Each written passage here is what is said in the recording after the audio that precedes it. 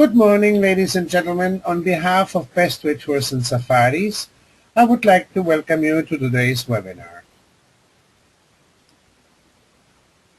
My name is Peter Langer, and I'm the Destination Marketing and Education Specialist of Bestway Tours and Safaris. I shall be your guide to this fantastic journey to Africa today. Bestway Tours and Safaris has been operating small group cultural journeys since 1978. Our headquarters are in Vancouver, BC. We are one of North America's most innovative destination management companies and operate tours to over 100 countries. Our philosophy of Journée Sans Frontières allows us to offer tours to new and challenging destinations and tours that are a little bit out of the ordinary.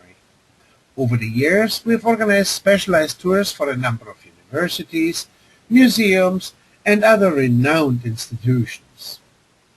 Today we are going to talk about a fantastic safari. It's the Wild Kingdom Safari. It's a 12-day trip through Kenya and Tanzania. This type of trip is an ideal trip to take the family, because even small children, roughly from about the age of 12 or so, will thoroughly enjoy this sort of experience. In many ways, we have found that children who go on safari are very quiet, very well behaved, because they are so awestruck by seeing all the animals they've read and heard so much about. They thoroughly enjoy it, and it's quite an unforgettable experience, even for a young child. So in many ways, safari is a wonderful family experience. To give you a little bit of the facts about the two countries we visit, we basically go to Kenya and Tanzania. Kenya has a variety of landscapes and climates. It has tropical climate along the Indian Ocean, wild, rich savanna grasslands inland, and this is where most of the wildlife watching takes place. Nairobi, on the other hand, is a little bit higher, and so it has a cool climate, and Mount Kenya has permanently snow-capped peaks. There is, of course, tropical climate towards the west on Lake Victoria, temperate forested and hilly regions in the western region, and the northeastern regions towards Lake Turkana are near desert landscapes. The population of Kenya is of approximately 41 million people. And amongst these 41 million, we have 42 different peoples and cultures. The capital of Kenya is Nairobi, and the language which is spoken in Kenya is Kiswahili, which normally is referred to as Swahili, and English. As a matter of fact, Kenya is quite easy to travel for people, simply because Kenya is the country where people speak English extremely well, and it's widely spoken. So even on safari, that is very convenient and nice, simply because the driver, the guide will exactly understand what your needs are. On the other hand, we have Tanzania, which is to the south of Kenya. It also has tropical climate along the Indian Ocean, including the island of Zanzibar. It is mountainous in the northeast with Mount Kilimanjaro, which is the tallest mountain in Africa, and then Ngorongoro crater. Of course, Tanzania shares with Kenya the wildlife-rich savanna grasslands inland, and this is really where most of the safaris take place. In this case, Lake Victoria lies in the north, Lake Tanganyika in the west, and central Tanzania comprises a large plateau with plains and arable land. The population of Tanzania is approximately 44 million inhabitants. The capital city officially is the city of Dodoma, but really, as it is a mostly administrative capital, the de facto capital and largest city is the city of Dar es Salaam. Just like Kenya, in Tanzania, Kiswahili and English are the official languages. Now, how to get to our safari? Obviously, the gateway to most of these safaris is the city of Nairobi. And Nairobi has excellent connections to Europe, Asia, the Middle East, and the rest of Africa. There are no direct flights from North America to Kenya, So usually our clients travel either via Amsterdam, London, Istanbul, or Paris. Another alternative route, particularly if you're planning an around-the-world trip and wish to include a safari in there, is to fly on to either Hong Kong, Guangzhou, or Mumbai in Asia. So that gives continuity to a fascinating around-the-world journey. Now we go through this tour on a day-by-day basis. Obviously, on the first day, you get a warm welcome. Our clients get picked up at the airport and then transferred immediately to their hotel. The first night we'll spend at the Nairobi Serena Hotel, a deluxe 5-star property located in downtown Nairobi. From here, on the next day, we travel along the Great Rift Valley to Lake Nakuru. The trip in itself is quite colorful as you travel through a huge variety of landscapes, coffee plantations, waterfalls, and a number of farms as we continue on to Lake Nakuru. Lake Nakuru, which is now registered in the World Heritage List, amongst many other lakes in the Great Rift Valley, is a fascinating place filled with wildlife. Normally the routine on all our safaris pretty much is, as the animals are visible first thing in the morning and later in the afternoon, we tend to drive very early in the morning, take them on a game drive, come back to the hotel for a rest, and then go again on a game drive in the evening. In the case of Lake Nakuru, we are staying in Lake Nakuru Lodge. And on the next day, we've taken a little safari in the evening, we will go and explore Lake Nakuru. Lake Nakuru is quite fascinating because you have a huge quantities of flamingos, other birds, and of course a number of wildlife, waterbuck, leopards, Rothschild giraffes, and endangered black rhino. As with any trip where you go wildlife watching, you have to keep in mind wildlife is completely unpredictable. I have been on many African safaris, and never have I had the same experience twice. There is a number of various factors which come to play, the seasonality, the time of the day, and you come up with surprises. It's completely unpredictable and surprising, which is what makes it so nice. On the third day, after our morning safari in Lake Nakuru, we travel to the Masai Mara. That's a distance of approximately 310 kilometers. We basically traverse the Great Rift Valley and ascend to its western rim into the Masai land. In the Masai Mara, we get to stay at the Mara Serena Lodge. This is a beautiful lodge. We have picked a number of these Serena lodges because they are very upscale hotels, beautifully located, yet at the same time the hotels have been designed with the landscape in mind.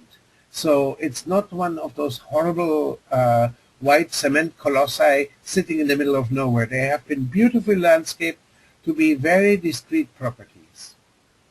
Of course, one of the wonderful experiences in the Masai Mara is to have a bush breakfast, and we organize some of these. It's all depending on the weather. In the middle of the field, we will set up a beautiful breakfast accompanied by various Maasai song and dances.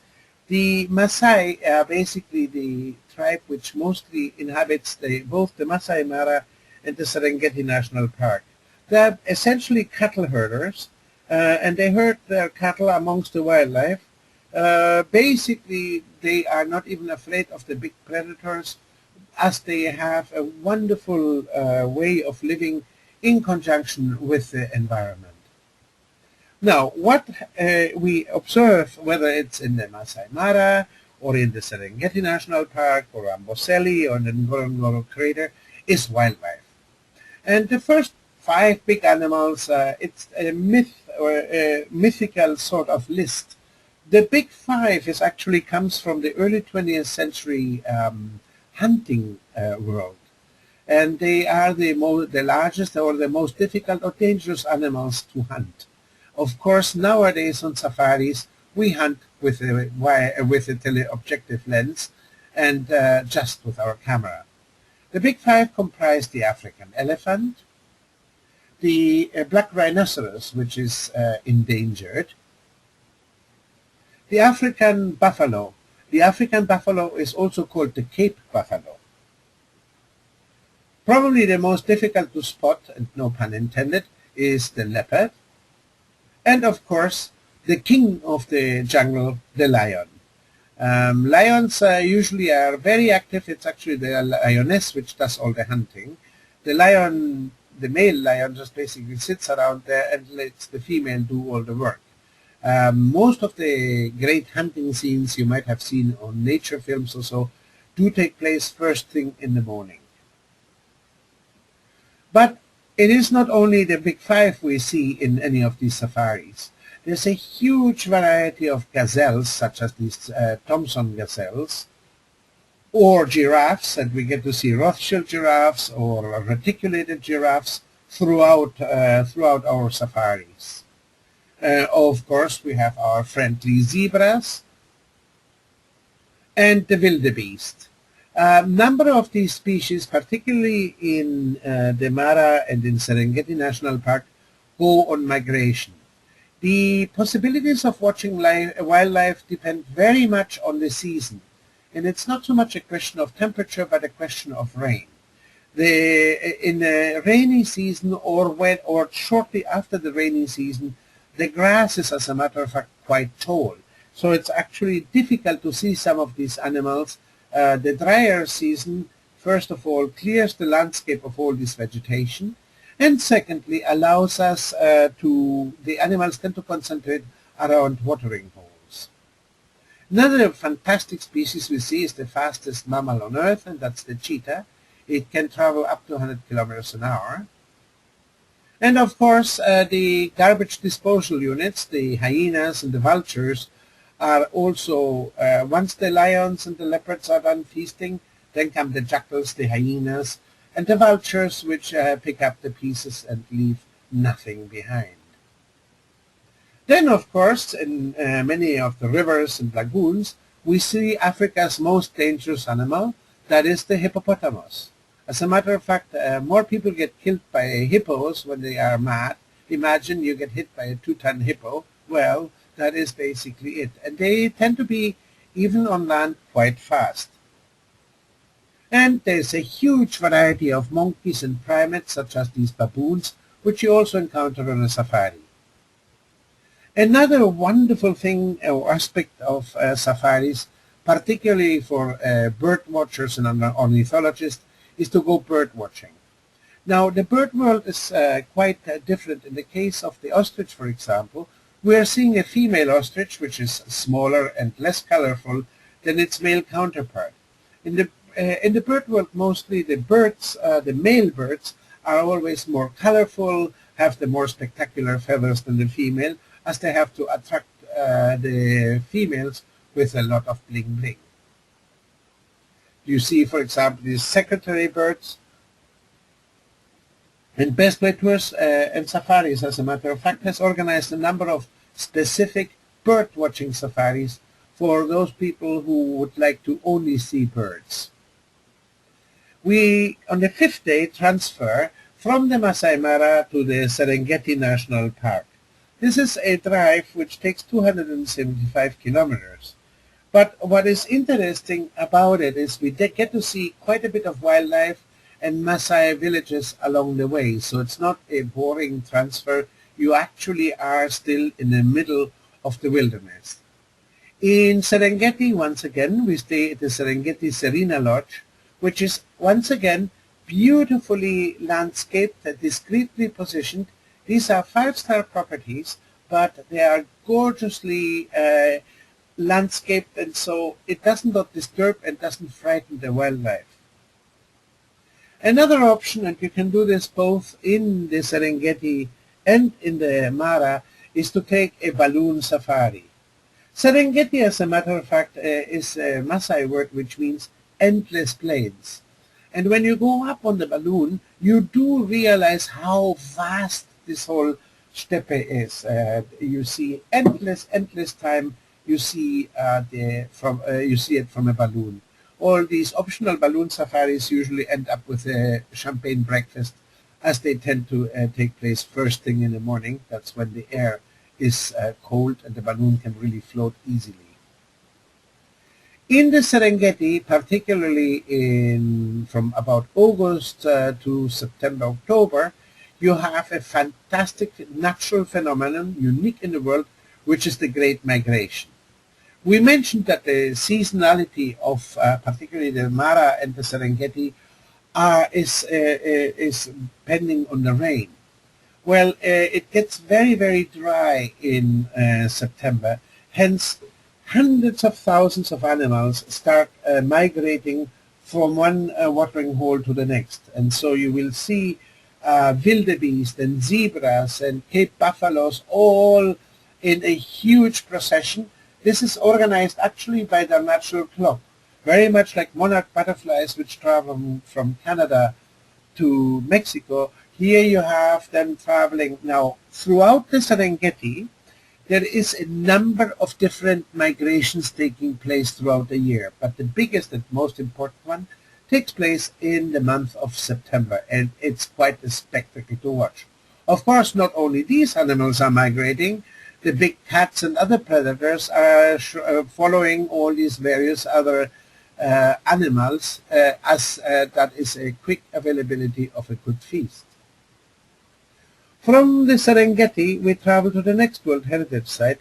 It's actually a very short distance, only 60 kilometers, to the Ngorongoro crater.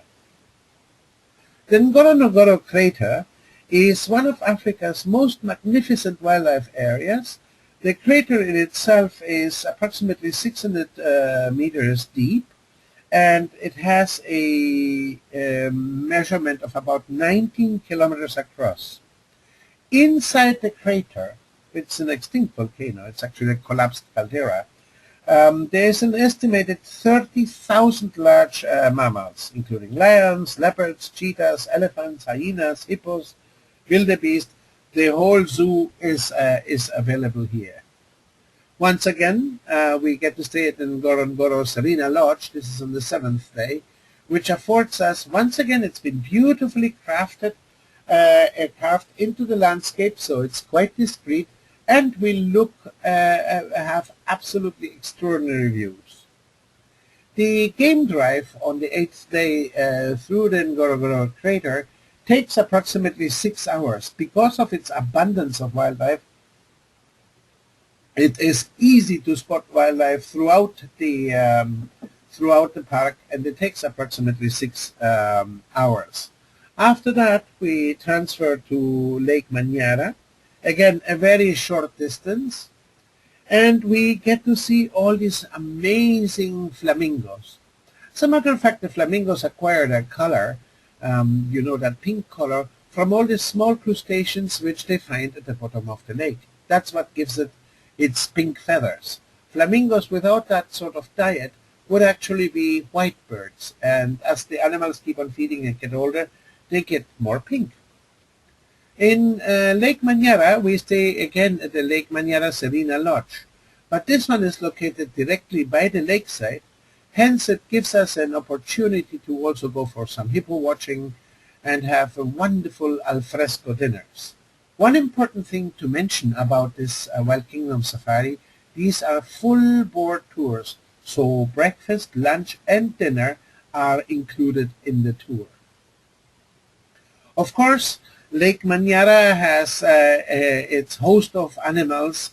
One particular animal which we find here is the tree-climbing lion. This is unique in all of Africa. You do not find these. Only in the area of Lake Manyara do you find the tree-climbing lions. Leopards are quite used to climbing trees, but in this case we have the lions which are climbing up. And of course, if the lion gets stuck on the tree, there is no fire truck to help them down. So obviously, it's quite a fascinating spectacle.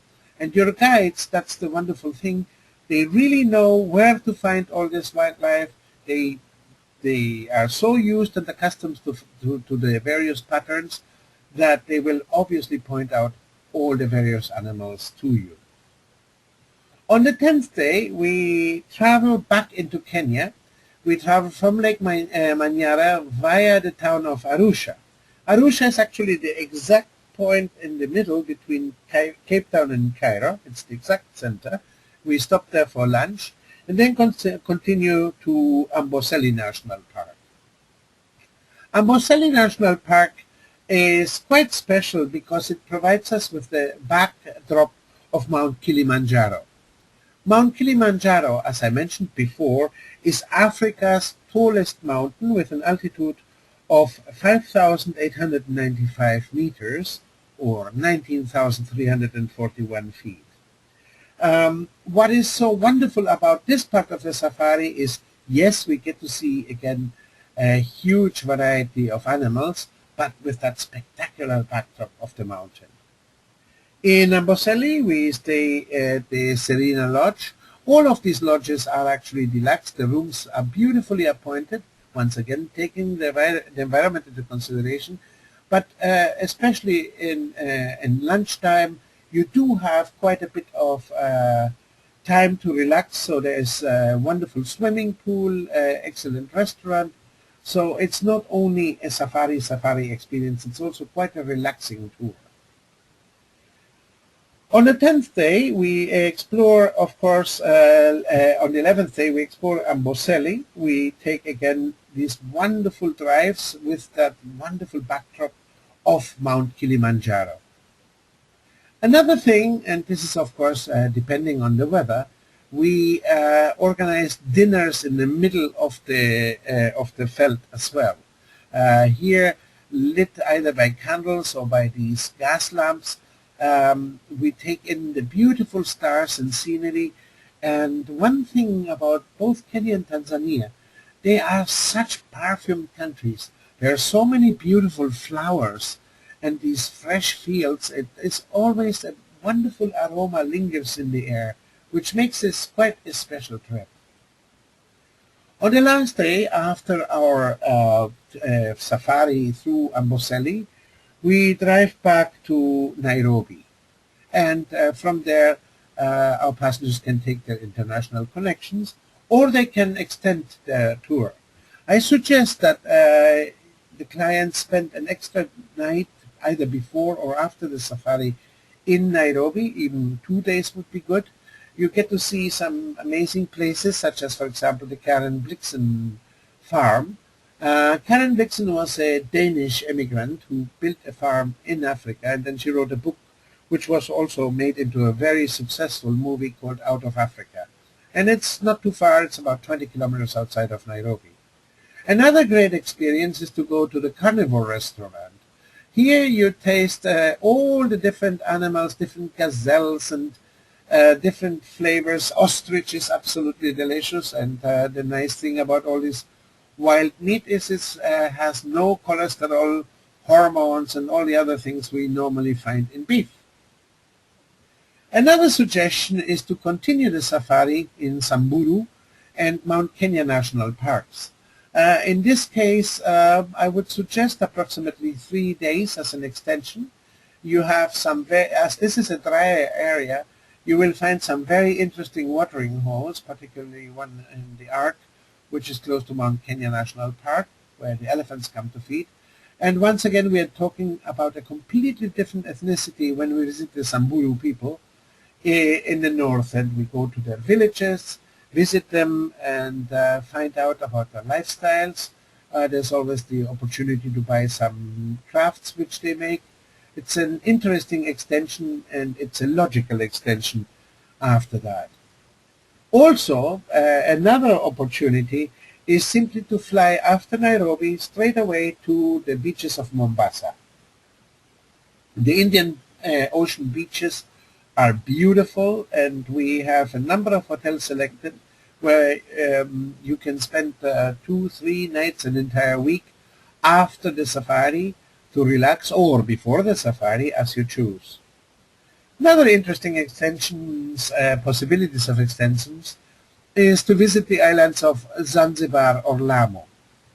Both of them have a mixture of Muslim and Portuguese architecture from the 16th century, and Zanzibar in Tanzania is a World Heritage Site.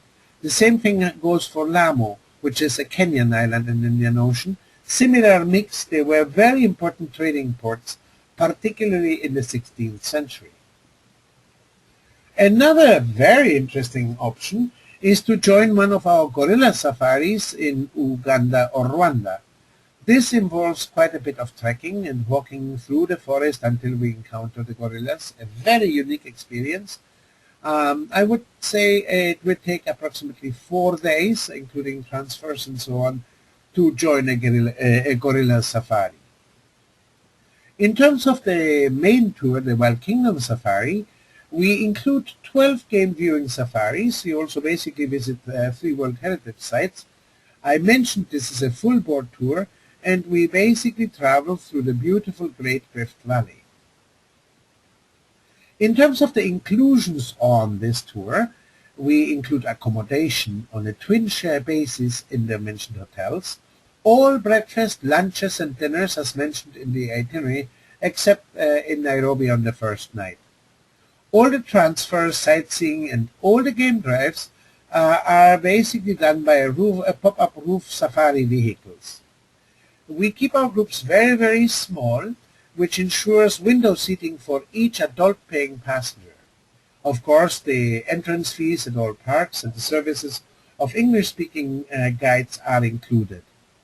There's also a possibility of taking optional tours, as I mentioned, those balloon safaris, either in the Masai Mara or the Serengeti National Park. There's also a small NGO which has this visit of Masai villages. The Masai Bomas, they're near the Ngorongoro, and what happens is you go and visit the village, you pay the money directly to the village, and the money remains in the village for whatever community projects they might have. Important to notice that our minimum group size is 2 passengers, with an absolute maximum limited to 7 passengers. And another important thing we do not do is we organize convoy safaris. The whole point of viewing wildlife and seeing this is to have an intimate experience, and the less vehicles there are in the different parks, the less noise we make, the more chances we are having to see wildlife up close and personal. Of course, I mentioned bird watching tours, but there's also botanists and people who like the flora and fauna. So we can customize tours to suit your own needs and requirements, whether that's for a person or a group. After well over 30 years of experience in Africa, we feel very confident and comfortable in customizing our safaris to suit your own interests and dates. We've organized also ethnological tours where people go visiting the different villages in Eastern Africa to find out about the ethnicity and traditional lifestyles. The whole idea is that when you plan a trip with Bestway Tours, you will save time, money, but above all hassle. We are truly committed to offering you superior quality travel at real value per dollar prices. One more idea, which is a good idea, considering that people travel for such long distance from North America to Africa, is to combine a classic Egypt and East African safari. In essence, what we do is we combine this with a visit of Cairo and the Nile cruise. In spite of all the upheavals which have taken place in Egypt over the last year, particularly the Nile cruise in between Luxor and Aswan is perfectly safe and tourism has not really been greatly disrupted by all the political events in Egypt. We visit 8 UNESCO World Heritage Sites, and as a matter of fact, Bestway Tours has negotiated a special airfare for this tour.